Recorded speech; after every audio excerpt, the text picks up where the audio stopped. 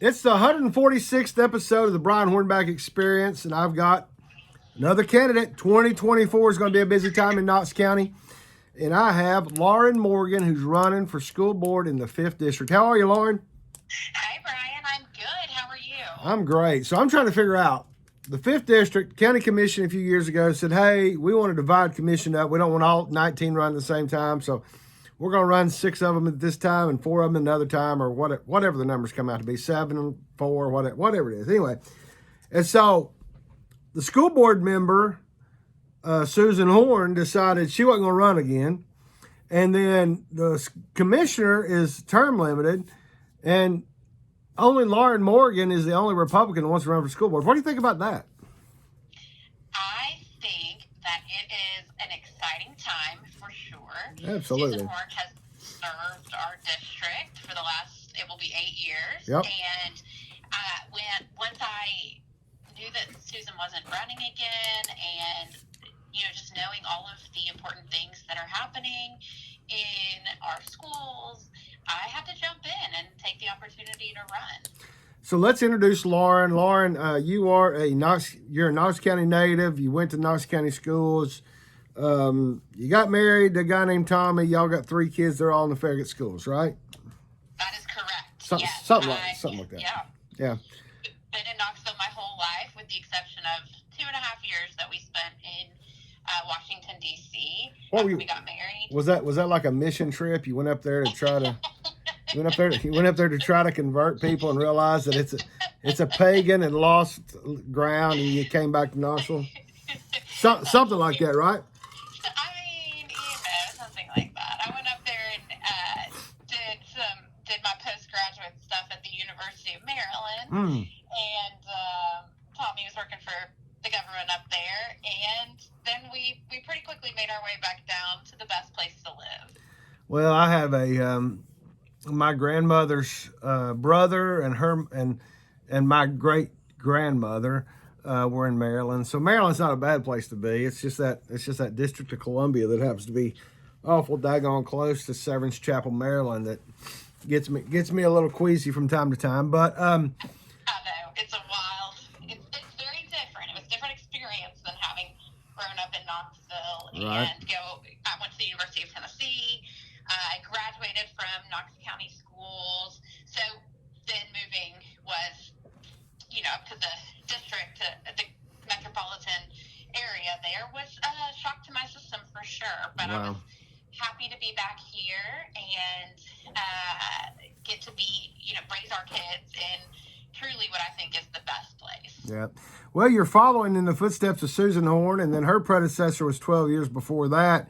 And then there was a 4-year term there almost 20 years ago where there was a certain guy that was a school board member. So, the shoes you have to fill are so minuscule that it just really doesn't matter. Yes, for those of you that aren't paying attention, I served on the school board from the 5th District, 2000-2004. So, I've said this jokingly, and it's half jokingly now, but, I told Lauren that God sent the children out into the desert for 40 years. The 5th District only had to spend 20 years. But hey, it's all good.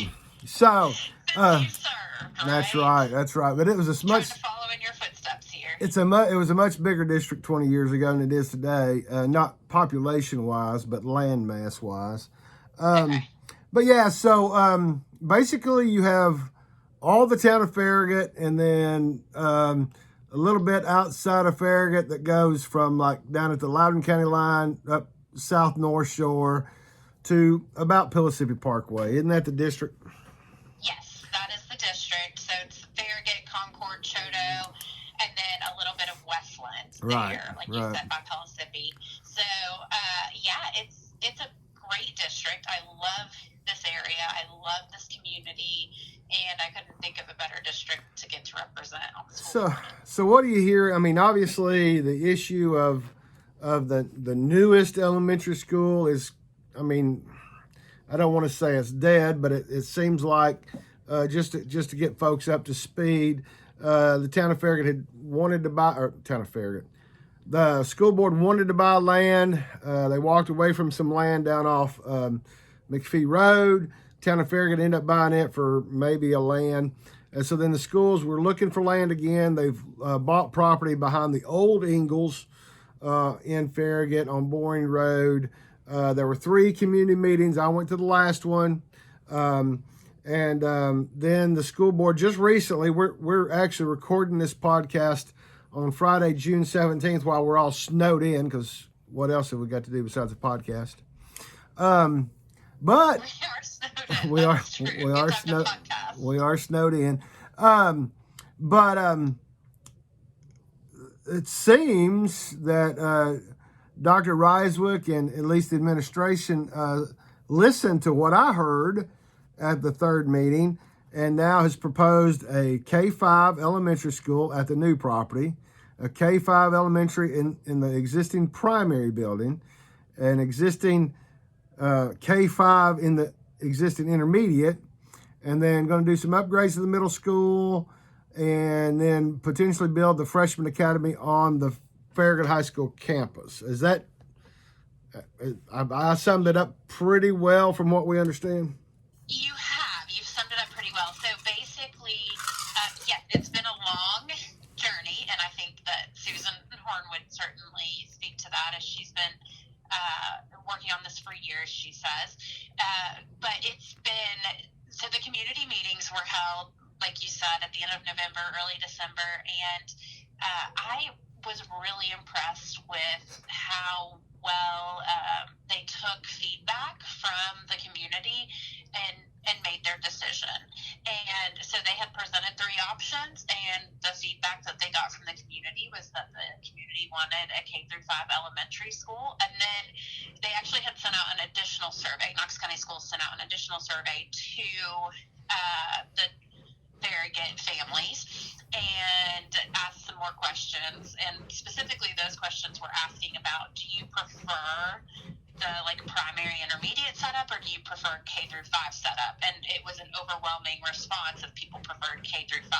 So with the new school, like you said, they're going to build a new K-5 school on the Boring Road property that was purchased, and then they're going to make the existing primary school and existing intermediate school K-5 schools.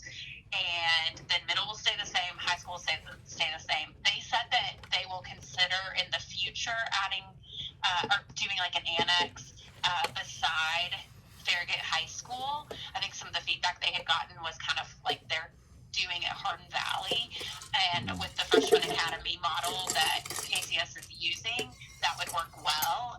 But we didn't have a specific timeline on that. They had just said in the future.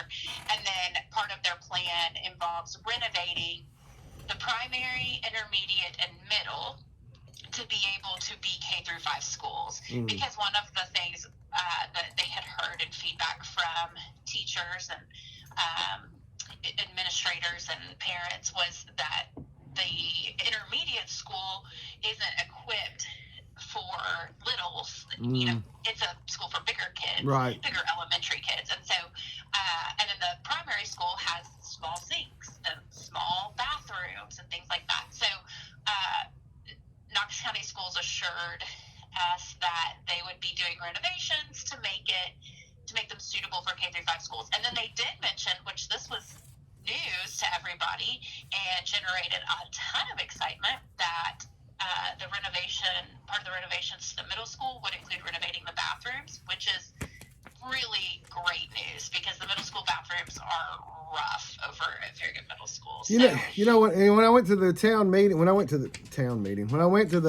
meeting, I totally forgot to visit the bathroom. But I can imagine with middle school boys, it's been a while since I raised kids, but I can imagine the middle school boys' bathroom's probably not the most pleasant bathroom. Hopefully the girls is a little bit better than the boys, but I think that I try not to visit those bathrooms when I'm in the school, but my sixth grade boy will say that they are not great. And I think, I could be wrong, but I'm pretty sure that the bathrooms have not been updated since I was a 6th grader at Farragut Middle School.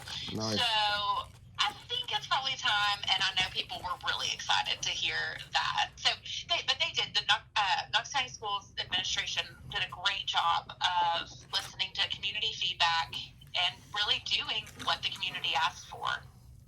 Well, I guess the thing now, and when I realized that the Farragut community was probably semi-happy was when like nobody signed up to speak against the proposal when the proposal was presented at the school board meeting, which tells me that, and the survey you talk about that was sent out after the 3 meetings, I mean, they got like 688 respondents to that. I did notice that in the survey, it said that they talked to 600, or they got responses from 688 pre-K through 5th grades. Is there a school in Farragut that has pre-K? No. Okay. There's not. We have to go to, one of mine did pre-K through Knox County Schools, and we had to go to Cedar Bluff for that blended pre-K program there. So it is just K that starts. Although I will say, and I don't know if they included this or not, they do provide pre-K speech services at Farragut Primary School. Okay. So it's not a preschool program, but they do have some students, some pre-K students who receive speech services from the county who will come.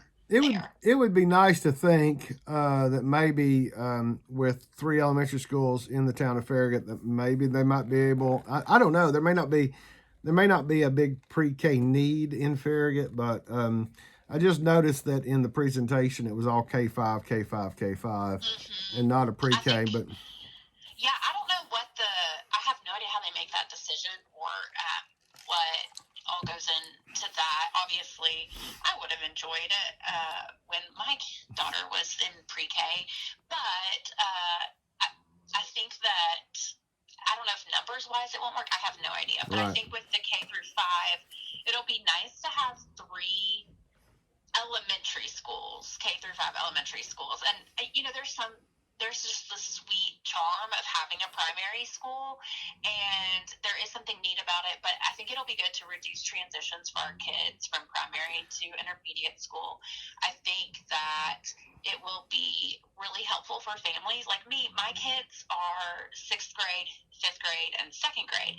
So for the last several years, my kids could have all 3 been in the same school, which would have been really nice, logistically speaking, instead of doing multiple drop-offs for the same times.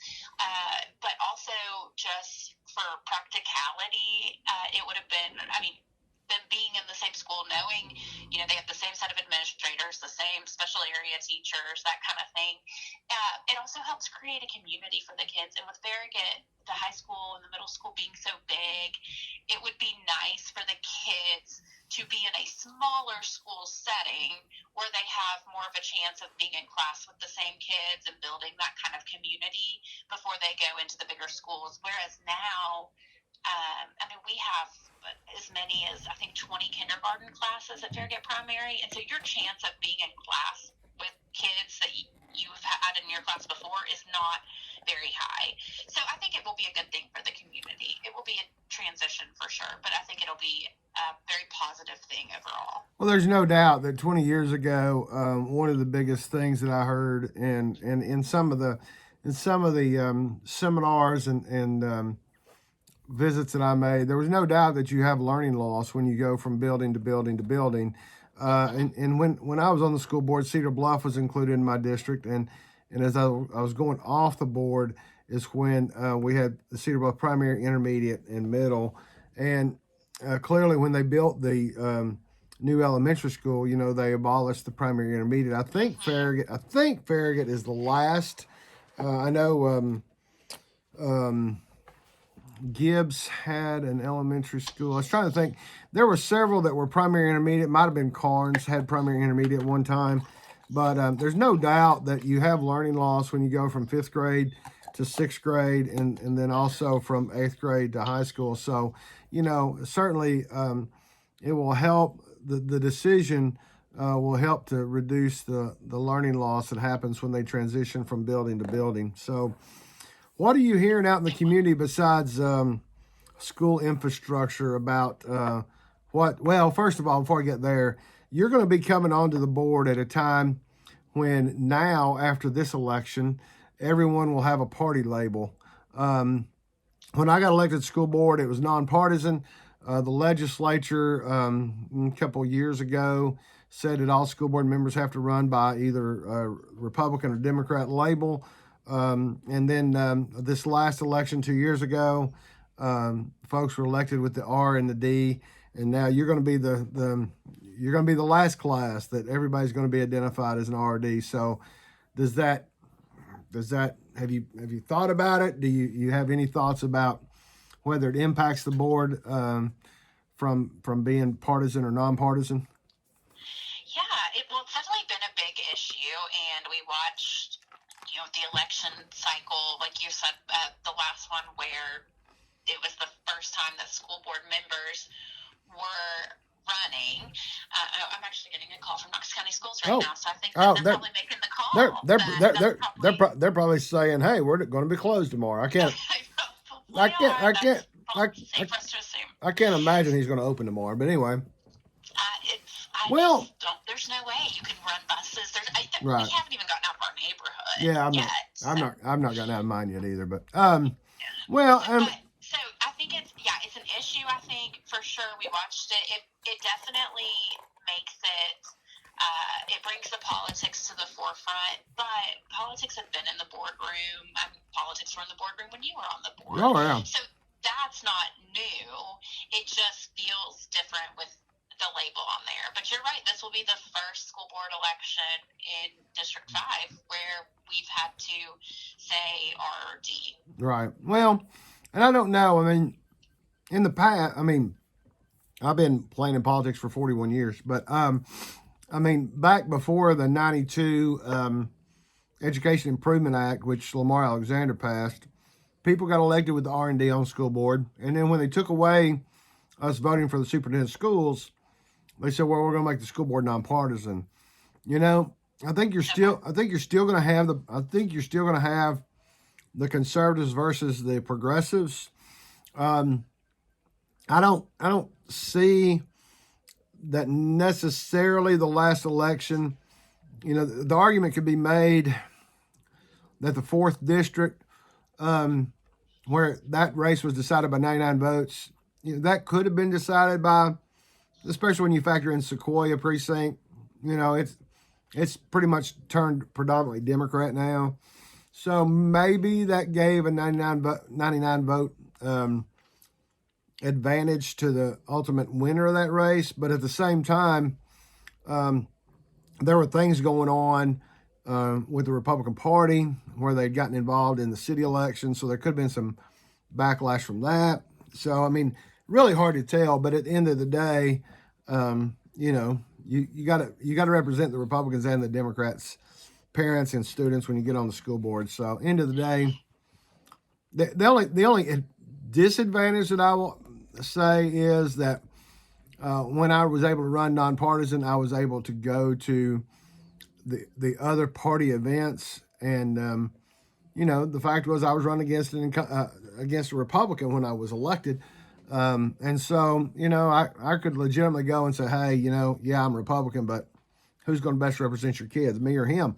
And, right. But, so you don't get that, but in the fifth. You're right, though, because that's the biggest thing is being the District 5 representative on the Board of Education. My job is to represent the students and the families of District 5. Right. Wherever they fall, right? And to make the best decisions for those kids. And so you're right. Ultimately, that's exactly what it boils down to. So what other issues do you, now that we've got the infrastructure kind of situated and there's some realignment of the special education that's coming down, what other issues do you think might pop up in the next 4 years on the school board? Well, do you see any? I think the school, you're right, we have the infrastructure set. I think the school is going to be a bit of an ebb and flow thing. I think, there's going to be tons of just excitement and buzz in the District 5 area. And like you had said before, early on in our conversation, that since Susan has been in this seat, there's a turnover that hasn't happened in almost a decade. Right. So there's that, along with changing the adding a new school and changing the school structure of our elementary schools in Farragut, that's a big deal. So there is a lot that is going to happen. It takes a while to build a school. So by the time we get the school open, I mean, we're looking at best case scenario 2.5, 3 years. Oh, yeah. If, things don't go slowly. And so I do think in District 5 specifically, there will be a lot going on that just continues, whether it's exciting or whether it's bumps in the road that come with new schools being built. Of course, rezoning is going to be an issue when we get to talking about the 3 elementary schools. So that's going to be a big District 5 issue. Yeah. Like you said, special education across the county is something that the task force has, I think, done a great job. And there's a lot that will come out of that. I'm hopeful for as a parent with kids who have IEPs. I think that it's needed, and I'm really thankful for that action. And then I think we're going to have, I hope we don't have anything really crazy come up, but if we do, I'm excited to have a good board in place to be able to handle whatever comes our way. Well, I think clearly we're going to see a new representative in the 8th district because the incumbent's not running. Yes. You're running in the 5th, so the incumbent's not returning. We don't know what's going to happen. I guess, we know the 3rd is going to change as well. The 3rd will change. And potentially the 2nd, because the incumbent's run as an independent, and there's a Republican and a Democrat. I think there's a Republican running in District 2. I think there is too. Yes, so we've got a lot. So you're going to be at least 3, if not potentially 4, new members coming onto the board, which, it takes 5 to vote for anything. So, I guess we'll see what happens. But, and it would be nice to be able to get to a place where we don't have as many 5-4 votes on things. So it would be great come next fall that we're able to have a board that sees things. Of course, everybody has their opinions and different viewpoints, and each district is very unique. That's a really cool thing about Knoxville. And so there might be something that's a big deal in my district that isn't as big of a deal in others. And so I think that, there will always be those types of disagreements and issues, but not to have every big thing that comes up be a 5-4 split would be a great step forward for our school board. Absolutely. And I just now looked up, there will not be a Republican in District 2 because the Republican candidate did not file. There's a Democrat who's unopposed in the primary, and then there's 2 independents, including the incumbent, that are running. So yeah, apparently we searched the world over and couldn't find a Republican in the 2nd district, I guess. But in 2 independents and a Democrat running there. And then in District 3, we've got 2 Republicans and a Democrat. In District 5, of course, we have yourself, and then in August, you'll get to face a Democrat opponent. And then in District 8, it's going to be one of those 2 Republicans. So apparently we've got a little too many Republicans in the 8th and a little too many Republicans in the 3rd and not any in the 2nd. But hey, that's something for another day. Well, Lauren, I appreciate you being on again. Lauren is a wife. She's a mother of 3 that are in the Knox County schools. And the other thing I meant to mention about the whole Farragut Elementary Schools is I think what the school system might have missed that hopefully they picked up on going back to the whole 3 K through 5 schools is that in the 5th district in Farragut, a lot of people do put their children in elementary schools, and they do opt sometimes to go to middle school in private, and then they come back in the high school years. I know I've seen that for the last 20 years. I don't know that that's exactly what's going on, but the populations in K through 5 were far exceeding anything that had been going on in the 5th district. Clearly, they didn't have the capacity for it. Middle school was still kind of stagnant, and high school was kind of trending over capacity, but was still doable. So ultimately, I think that's maybe what the school system heard when they got the response from 688 folks in the survey. is that people do have a tendency to maybe go to private school, and there's enough private schools in this area to accommodate that. So, Yeah, I think that was definitely some feedback they heard, and something that I've heard them say. And so I think undoubtedly the elementary schools are beyond capacity. Right. I mean, just maxed out. We do have these portables that have been used for years and years and years, and so it is certainly needed that we have some sort of relief for the elementary schools. Right. And I think that was the overwhelming response. The middle school, yes, is okay for right now. We, of course, would love to not get back to a place where we're having to put portables back in. But like you said, for whatever reason, and I think you said it well, we are down in middle school numbers. And then the high school, in a few years, he probably will be at capacity. And so hopefully at that point, then we could bring back up the discussion of building for a freshman academy there to help alleviate that. And there's still land on the high school campus, so.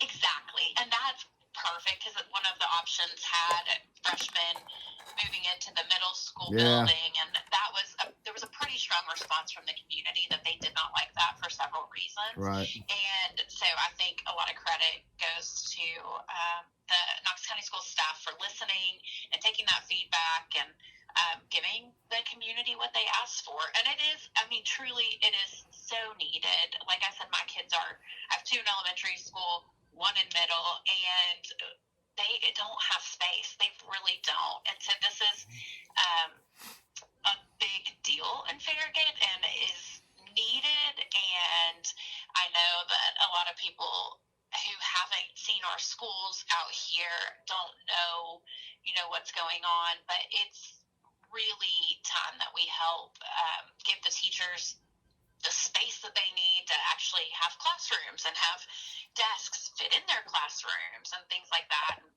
One of my kids had intervention groups in closets for several years and didn't even have chairs. They were sitting on the ground. And so it's time that we address this stuff here, and I think it's really exciting. And we have a lot to get to engage with here in District 5 over the next several years. Absolutely. Well, appreciate you being on. Folks, you can go to Facebook and look for Lauren Morgan for School Board. She's got a website, laurenforschools.com, right? That's right. So it's LAURENFOR schools.com. Appreciate you being on, and I'm sure we'll be talking again as we get closer to you taking the oath of office. Hey, thank you so much for having me, Brian. It was great to talk to you, and I appreciate all you do for us here in Knox County. Thank you very much. We'll talk to you soon. Okay, have a good one. You too.